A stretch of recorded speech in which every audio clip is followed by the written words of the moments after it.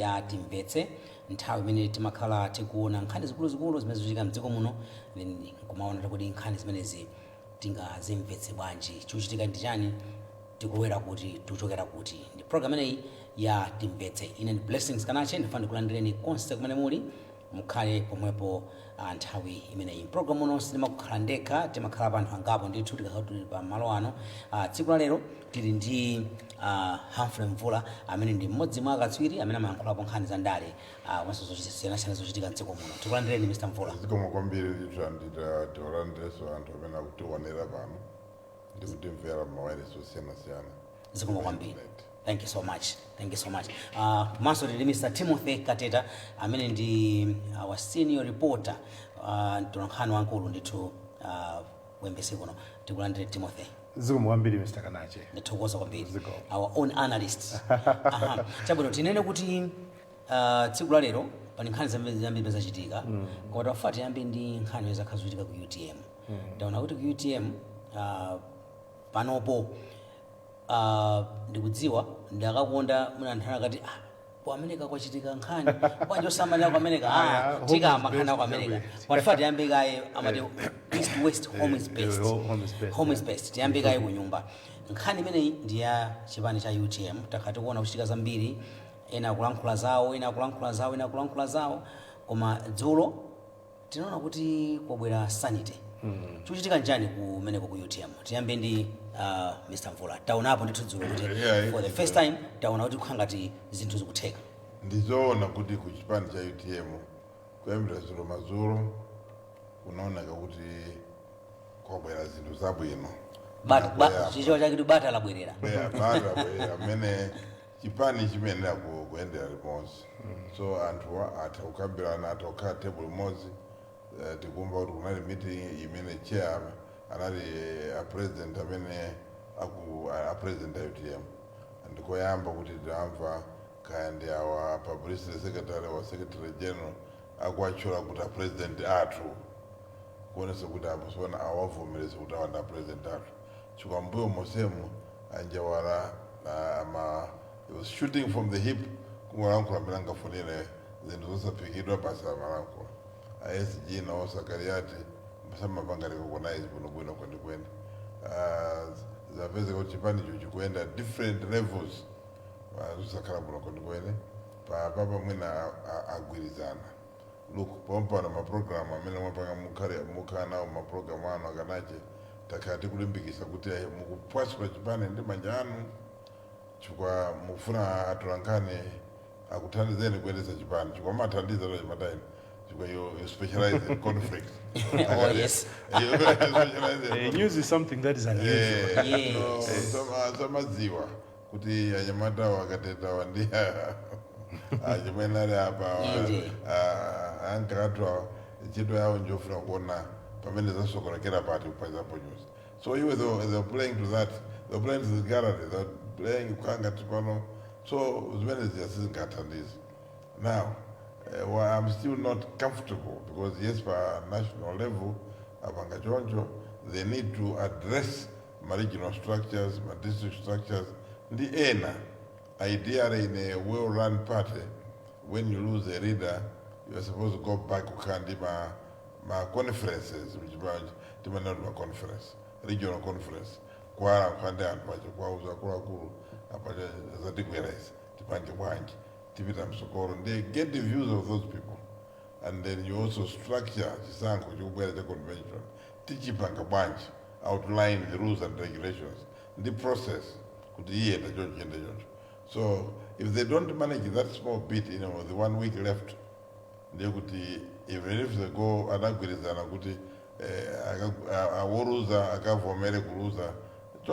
is not the losers that determine Zochitika. It is their supporters. And Rajamina amanga kuti ifete kufuna huyu. Na mina makaripira kufomela kutapa if you want to use it kufuna kutakare moto. So this was good ausi akariati awaya anjawala apange temu milomo yao kwa mbili masiku akukwera kutasalankure zopwasula. Kari ningongore zokangana mabasi ka ndizo katundu wa maremu amena na kula maremu let them do it mu nyumba yomata asazituluse kubweresa kuti tose tiziziwa kuti UTM iningongole. This is not the only party we may ningongole. Zipano tose zili ningongole. Ena sumena western zimena nazo UTM. So muna tingu wabempa kuti zimene zayamba izi zizabwino. And I was also impressed with you feel your wapanga pull out kuti ya hili ndimbikisi za chinyamata. Ndichabwino, but that's not enough. It must be and wholesale akana rulana, because you don't go to some ukapanga auction pando wa president ndibweleze mawo wakanachi ukapanga auction uringa kubonyako the highest bidder yeah, you go in and look for the best leader. Okay. Amenange kugwira pamoja ndiseka ipo mwepo. Ndathokoza kwambiri Mr. Mvula. Mr. Kateta, chachitika nchani ku UTM kuti mwamva amene ankhulira Mvula kuti tsopano tuone kuti bata labwerera. Kwa nthawi yamba monga fulozera Mvula tamva Njawala akwatchula Michael Usi kuti a president athu achipani cha UTM Dr. Michael Usi. Kuchita gapo zina kuti doctor. Faina amachosapo zadala zachipongwepongwe pena akafuna itu da doctor for what. Taonapo mai Patricia Kaliati mena amayankhulaso dzulo. Akunenaso nkhani imweyo watchula Michael Usi ndithu kuti president wachipani. Maso chakumapeto mena amaliza press kulankhula kwa Michael Kaliati.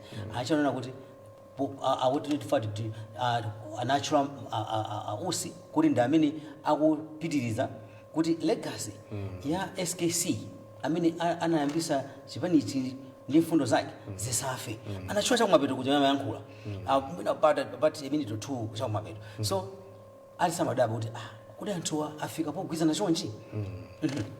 Ineyo I don't know ngati kuti ikozokhala ngati nali coincidence. Monday program ina kuno MBC aba radio timaicha kuti the port we discussed the same thing. Remember 3 minutes past 5 Lolemba lachiwiri lachitatu ndiye tinayikambirana nkhani imeneyi tinafunsa amalawi kuti mukuona kuti kupita chitsogolo ku chipani cha UTM atani komanso pa kukokana komwe akupangako atani. Now kunali maganizo amene ndithu akhanga kuti achipani cha UTM uju amva zomwe amayankhula anthu anena kuti chofunikira kwambiri ndi ku UTM kwakhale pansi akambirane chifukwa UTM yo ndi chipani chofunikira kwambiri makamaka in terms of democracy athu mdziko muno. UTM ndi chipani chofuna kwambiri akhale pansi akambirane ndipo zachitikadi kudabwa kuti akudi mwina amamvera chifukwa mene zakhalira dzulo ambiri so adabwa kuna kuti for the first time tayamikire kwambiri poyambirira a vice president a dziko lino Dr. Michael Usi chifukwa aonetsa that kind of leadership skill yona kuti despite chilichonse tonse ndifa UTM let's sit down tikambirane to convince the rest of the leadership ya chipani kuti tabwera tikambirane and sikunali kuyamba taina napangapo kena kama makhabe ngati kukana kena ngati kubweranso ndikhala pasi for the first time kuti akhala pasi nkuona kuti ASG ya chipani Michael Kaliati ndikuyankhula kuti takambirana atu ndipo inuyo mpakana she joked kuti anthu ankani mufune tizidanabe atafunsafunso mmodzi mwa olemba nkhani siriyayi panopa tili limodzi. Now you see suti zangochitika zimene zichazo Vice President Dr. Michael Usi aonetsa ukatswiri wapadera tingati uniqueness in terms of what leadership chifukwa kwabweretsa usaja ndikubwera kuti akuluakulu zomwe tikupangazi zikuti wonongera mbiri ya chipani chathu tikhale pansi tikambirane. Now ndibweso mbwe pang'ono. That was last week Saturday. Kunali mwambo oti omalizitsa kubuma kapena kukhuza malemu a VP Dr. Saul Chilima kuchewu. The entire Lucius Banda yeah ndani a VP komanso malemu Lucius Banda zinachitikira kunsipe kuchewu. One of the members of parliament asalambula anawadzudzula atsogoleri onse a UTM pamaso panali inkosi gomani ndi mafumu ndena anadzudzula kuti zomwe mupangazi sizomwe malemu Chilima kanafuna muzipanga ndipo zomwe mupanga sizibwezi kuchitika iwo kanakhala ali moyo mukutichititsa manyazi mukuonetsa moyo wa nkhwidzi moyo wadyera ananena ndi tumawa amene wawa ndesi ndizotika tingane kuti uthenga umene Yesu unakhazika chifukwa pana zakhaso mwambo inonali mpakana ainkosiso agomani anauti timbe nyimbo yapadera yokuyanjanitsa linonse ngati UTM mpakana tsogolero sa UTM kunala Akambala Akabambe Michael Kaliati a vice president Dr. Michael limodzi mpakana vina limodzi. Now moving forward zomwe chachita chipani cha UTM ndi kusonyeza kuti chipanicho nchokhwima nzeru. Utsogoleri omwe uli ku UTM ndi okhwima nzeru, atsogoleri onse a UTM ndi okhwima nzeru, chifukwa cholinga chawo sikuti cholinga chawo ndi mapositions aja yayi, but the principal thing chomwe iwo aja atsogoleri ayina kumachilingalira kwambiri ndi kutumikira Amalawi. Now a divided house simngathe kuwatumikira Amalawi, chifukwa UTM yo pazonse zomwe afunazo kapita convention akasankhane maudindo osiyanasiyana amene chomwe akufuna kakhala maudindo amene aja akufuna kuti chipanicho in one or the other chikhale chikutani chikutumikira Amalawi. Ndi tithokoze kwambiri kuti long at last khanga now the storm is over, akambirana ndipo chipanicho chazindikira kufunikira kolemekeza utsogoleri. Ndamika kale a Vice President Dr. Michael Sudaunitsa luso lapadera chifukwa mmene zimakhalira muja silimakhulupirira anthu aja a ICG achipani angankhulemonera kuti mtsogoleri wathu wa chipanichi Dr. Michael Usi palibe amene amakhulupirira koma zachitika, andisuza ngochitika monguti monguchitika koma zachitika chifukwa Dr. Michael Usi anaonetsabe mtima odekha, mtima onena kuti ya at one point tiye tikhale pasi tikambirane. Komanso atsogoleri onse a UTM aonetsanso kufunika kuti kumalemekeza utsogoleri at that particular time. Chinthu imenecho chobwana kanachi ndichofunikira kwambiri at any even institution, ka even pa household level ka mwina community level, kulemekeza utsogoleri ndi chinthu chofunika kwa atakhala kuti mwina atsogoleri samakusankha even pa kampani pamene even mama wantchito ngati panopa atakhala kuti mwina bwana ayisimo kumvana koma iye ndi bwana, any decision omwe angapange ilemekeze. If there are issues you can say okay apati kuma bwana ndi maganizo zikanaenda motero koma usaonetse kuderera, chifukwa in every setup kamakhanga tikuonetsa kuderera mtsogoleri ndi mtsogoleri. In the setup ngati ya UTM, whether one likes it or not, amene ali president wa UTM mpaka adali pano ndi Dr. Michael Usi, chifukwa adasankhidwa ndi malemu kuti nukhani pambuyo pangapa mukhale wachiri wanga, ndipo ndimene zinakhalira muja zinatibwera muja automatically amene ali mtsogoleri ovomerezeka as of now and decision yonse mwangapange it's binding ndi Dr. Michael Usi. Now kuona kuti the entire leadership ya chipanicho of course papa zikhabena ndina sinanga kupita convention azikhabe ndi mtima wa resistance, but as of now even Dr. Michael Usi he can make any decision yona kuti ena sangalatsa ine wasangalatsa, but by the end of the day ndikofunika kwambiri kuti pa nthawi yo munthu ukakhala kuti pali mtsogoleri mulemekezeni. Kati mukusempana maganizo umanzi lomwe ali mtsogoleri bwana kanache mukuzokhala bwana anga pena ndi pena ndikukhala mwina ndikakuona ndisimakondwera nanu koma zonga zimuli bwana wanga ndikulemekezeni, ndipo kulemekeza umene kukumapangitsa kuti zinthu zitani kuti ziziyenda bwino pa muzipani ka malo antchito ka at any institution. Kulemekeza utsogoleri ndichofunikira ngati mene achitira atsogoleri chipani cha UTM kuvomereza pakadali pano amene akuti tsogolera ndi Dr. Michael Usi kuti ya tiye ndipite chitsogolo mpaka natirapange convention yathu. Nathokoza kwambiri misakateta kugwirizana amene kukuchitika patasala masiku 10 kuti UTM ikapangise convention yake mu mzinda wa Zuzu, masiku 10 amene asala ndi masiku okwanira Mr. Mvula? No, si masiku okwanira. Chua anthu akuchokera look there were pakapari milestones. Choyamba ngozi inachitika marehemu president anaruza president wow okondedwa Dr. Saro Sirima. Second one was within the same period imena kulira maliro Dr. Saro Sirima anapanga disengage one faction inapanga disengage kutoka mu alliance mena na ya bomba kusianzao mu president nduna na mena vice president akatale mu bomba. Then from there zinapisa kuti amasocho chita and timaona masigns ambiri kuti akufuna usogoleri and are prepared to sell the party to the highest bidder. Mene akuna aikobiri angochitenga chipanicho akaende nacho kumene angapita. Tiye anthu achenda zazindikira no, this is our party. Anapezeka kuti sipona interest inabwera kwambiri tiye ndipeze chipani. Then anthu akusema kugwirizana kwambiri ena dada maoneka kuti awa enawa they're not driven by interest kuti apange save ka legacy ya marehemu Chilima koma cholinga kwambiri kuti ya mwai wathu wabwera pano ndifuna titenge chipanichi kati chipachi kati pita nacho kwina. So outside the party ma opportunities osiyana amene tinganene azipani zina ndi zina zina typical anofuna kungoba basi take advantage anatulukira kufuna kuti chipanichi achikwatule chikhale pale yawo. So ine achazindikira pano kuti koma let us build this party first tisanapange madecision opita kusoko. Nthawi ndiochepa ifuna kuti anthu atuluke kunja akalankhule ndi madelegate as they stand, or akabwera madelegate kuzuzuko akakhale ndi conference yabwino, akakhale kukambirana kuno bwino, kukhala ndi mfundo zatsopano kuti as one way of making sure kuti anthu akhale in one direction. They will still need uphungu kuchoka kwa anthu osiyanasiyana alankhulidwe chifukwa anthu ndi ma divergent views zosiyana kwambiri. So I would say nthawi yasayochepa it will not allow for the cooling of the political temperature mu UTM because anthu ajapitabe kunja. If you saw ma rhetoric anthu amene akulankhula akamapita kakupana ndi madelegate ena malankhula ndi zophwasula zoti not divide zosakhala kuno bwino.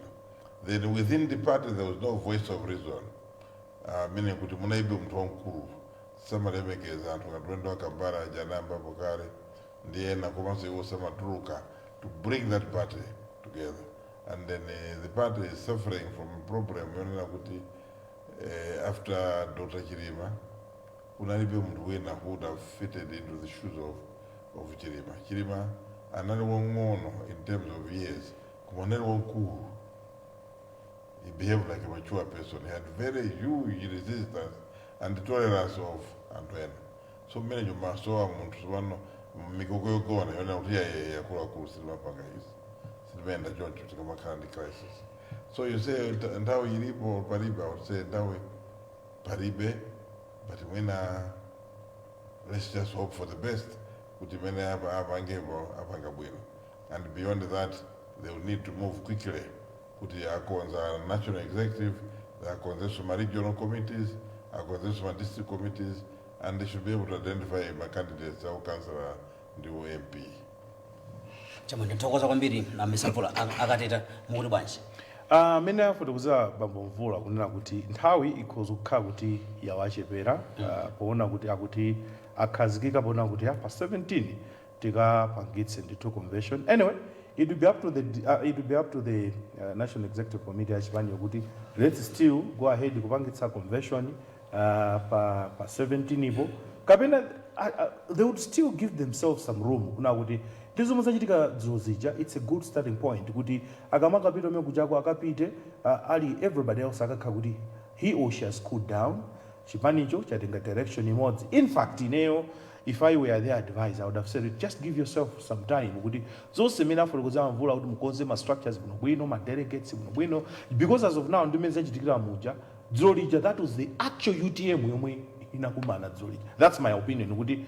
Zomo zachitika dzulo yomwe tayiona dzolija ndi UTM. UTM yeniniyo ndi yomwe yayankhula kwa Malawi dzulo. Chifukwa chani avomereza kuti as of now mtsogoleri wathu ndi Dr. Michael Usi amene anatitanitsa kuno ndipo takambirana and chipani chief executive yo ndamene yankhula mwa ameneyo, that's Madam Patricia Kaliati kunena kuti ayi president wa Dr. Michael Usi ndamene anatitanitsa kuno. So if given a choice kuti atati mwina they still need to work one or two things, it will be up to them ngati committee ya chipani kuti mwina they can still give themselves some space because pa 17 body ndi pafupi komabe ngati anaka kuona kuti ifeyo tikuona chilichonse chili tayari drama tilinazo mena mafoto kuzadzolija kuti drama zilipo ma delegates iwo they are full aware tizapanga china chilichonse, yes they can go ahead. Komabe ineyo ndigwizana nda Mvula kuti nthawi ndiyochepa chifukwa kumwe achokera kuja ndi chifukwa kuti yomwe chinachitika chija tsopano zinthu zabwera mchimake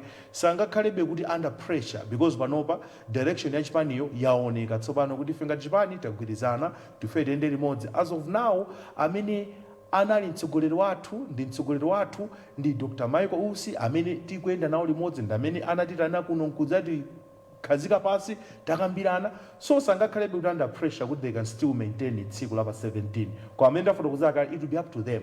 koma nthawi ndi yayifupi kwambiri kuti pa 17 akapangebe convention ifa amafotokozaso kuti pali ena ndi ena amene apanga express interest foti kapikisane, pali ena akumapanga akutumiza zinthu zawo through ma email. Now to concentrate zonsezo and apangaso extend kuti amaliza kulanda ma nomination papers, that's on Monday. So you see kuti Monday alandira ma nomination papers aja, now to hit the ground kuti mwina ma candidate osanasiyana aja so akhale nthawi yo afikira ma delegates kuti ine mukandisankha apa ndidzapanga zakuti mwina kanthawi kokuzokhala kochepa. So sindikuona chifukwa choti they should still maintain tsiku la pa 17 after the chipani chotsopano zonse zili mchimake. They have accepted kuti apena pake zonse zimayenda. Mtsogoleri wawo wa chipani cha UTM Dr. Michael Usi wakambana nawo na utiendi tonse igwire ntchito limodzi ngati chipani chimodzi, ndiye nthawi yachepa. Asakhale under pressure, they can extend. And moreover, so kuti zimakhala zodabwitsa taonapo even ngati UDF anakonza kuti aife convention athu tizayipanga, that was in August. Panali zina ndizina anoti yes tipangitsa convention iyi ma delegates tipatse ndikayi mpata. The same with UTM. Akhoza kunena kuti tinakonza tipangitse pa 17 koma looking into the latest developments imene tikuoneramo tikuganiza kuti since everything is fine panopa chipani chiyonse chili chimake tagwirizana tikuyenda limodzi, then tifuna tizipatse nthawi yayitali kwambiri yona kuti tipangitse convention zakhale yabwino, aliyense tizampatse amati leveling the playing field. Kandi ma candidate amene afuna dzayimire mipandoyo tapatse nthawi yayitali yoti adzapange campaign. So to cut the story short, ndigwirizana ndamvula kuti nthawi yachepa komanso chipani cha UTM sichena kukhala under pressure chifukwa process yofunikira kwambiri yomwe chipani chonse chimayenera chitsatire ndi yomwe achitika dzulo kuna kuti they have accepted it as of now tili ndi mtsogoleri wathu uyuyu. By the way, even if they can say okay for the time being iteni we should still maintain the status quo mpaka na mwina kumapeto achakachi kamwina kumapeto amwezi, it will be up to them since panopa the party is now intact and the things seem now to actually sanitize the chichose chili chimake nde atati apanga extend there will be no problem, and that will provide more room kwa aliyense amene afuna pikisana kuti adzatani kuti adzapikisane pa mipando yosiyanasiyana. Tisangopanganso focus kwambiri pa upresident kuli mipando yosiyanasiyana kumene kuja omwe anthu akakhala kupikisana utreasure aka director of chakuti ndi zambirimbiri mipando omwe akakhale akupikisana nawo. Chapa tathokoza kwambiri Mr. Kateta. Mwina ndipereke mpata kwa mvula tifate malize nkhani imeneyi. Mwina mawana amene mukalankhule kupita ku UTM. Akuzikhala motani ndikudziwa kuti chipani hauri zamphamvu kukhala ndi zipani zochuluka zamphamvu mu dziko zimathandiza polimbikitsa democracy. Mwina anthu omwe adabati nkhani imene akukambirana ndi nkhani za UTM mukakhala chipani cha UTM ndi chabwino. Amalawi ambiri panopa akonda ndale chifukwa cha chipani cha UTM. Mwina tiona anabweretsa chilima, anabweretsa kuti munthu ukuzokhala ophunzira komanso kukhala munthu wandale. So anabweretsa marketing mundale, anabweretsa zinthu zambiri branding zambiri mundale kuti chipani chabwino. So ndi chipani choti chikuzokhala chabwino and mwinanso chikuzokhala chothandiza kupita mtsogolo za ndale zathu. So I think chimene iwo inachangapanga izi kuzindikira kuti aziwe kuti ndi chipani chimene chingabweretse ndale kusintha, chikupanga capture anthu ambiri, koma zipange bwino, asakhale too nervous kufuna kuti ife basi tifuna tenge boma chaka chamawa zimatenga nthawi, mafuna maresources ambiri, kumafuna anthu ambiri kuti achijoine chipanicho. So mwina kukhazikitsa basi kwa mtima kumene kwachitika dzulo kumene apitirize, but that should go beyond just national executive, regional committee, district committee, ndi ma structures. Ine ndikuzokwapembaso kuti apange revisit list ya anthu obwera ku convention, chifukwa anachepesa chambiri ndi anthu ochepa amene akubwera ku convention yawo pokubva anthu amene anasankha, koma convention imafuna anthu ambiri abwere because the parliament number 1 ya chipani chilichonse. Ndi akambiraneso amene angayendera kupita kusogolo mfundo zawo zimene zingakhale zogwira mtima. So my request is apitirire at the same tempo. Iwo Dr. Usi athandize chipanichi kuti chipange convention yabwino, win or lose, koma legacy yoti ine nathandiza kupanga chinthu chikuyenda bwino, mwina chimene chikhala chinthu chabwino kwambiri. Koma azindikire iwo wa UTM kuti akhalanso under pressure, pakhala anthu ena amene afuna apotoze maganizo amene ndi mchizungu amati ulterior motives kuti akhale nawo kompofuna kuti mwina akhotese mamoti mwina azipita bwinobwino kutsogolo afuna akhotese azere mnjira zina. So mwina ndimene nganenepo, otherwise ma decision ongawo normally akateta ndi blessings tikamapita ku convention mumayambira kumusi kumapanga ma structures anu makhani ma conference mfundo zanu ndiwe mfundo ngamanga minazo anthu mukhale ndi zoona kuti ngapange bwanji grow this party beyond the election date pa 16 next year. Tathokoza kwambiri akateta mmaliza bwanji. Kuimaliza kwankona kuti ndibwerezanso kuti tiwayamikire kwambiri amene ali president a UTM Dr. Michael Usi kuti aonetsa pachizikuza resilience kuti regardless pazomwe zimachitika komabe anangoyima njiwe kuti ineyo ndine mtsogoleri wa chipanichi pakatali pano. Pali zochitika zosiyanasiyana sanaonetse mwina kukwiya kupsa mtima chifukwa kanakhala munthu wina kanena kuti akuluakulu ndine president wa UTM, inu amene ufuna mpange zanu tulukani, I don't care, ndiyenda ndi anthu amene ndikuona kuti ali mbali yanga. Sanapange chimene chocho. He has reached out to every member wa UTM amene ali bona fide member wa UTM, the leadership ya UTM, ndikuyibweretsa pamodzi chimene chocho ayamikire kwambiri Dr. Michael Usi amene ali president wa UTM. Komanso tu izi zingosonyeza kuti mukukambirana zinthu zimatani kuti zinthu zimatheka. Komanso atsogoleri onse a UTM, for example ICG UTM, tayamikirenso kwambiri kuti she has also shown that tingati kudzichepetsa kuti no, ineyo much as ndine chief executive koma president wangu andiyitana ndi the rest of other leaders ndikhale pasi tikambirane kumene kukonde kukhwima nzeru pandale, because UTM tisayiwale it's part of the current administration. These are facts and palibe amene so angakane. UTM ili part and parcel ya decision process, decision making process ya dziko lino under boma la Dr. Lazarus Chakwera. Chifukwa UTM it's part of the government. Vice President wa dziko lino ndi president wa UTM. Chimene chonse nchofuna kuti tu UTM achipange embrace ndi kuchivomereza kuti UTM it's part of this government. Now being part of this government as well, chonse chingamachitika ndi kuti in one or the other chikhozanso umakhudza decision making process ya boma lilipo. Mpando uja kumuza kuti iwe vice tenga mpando upitirize kuti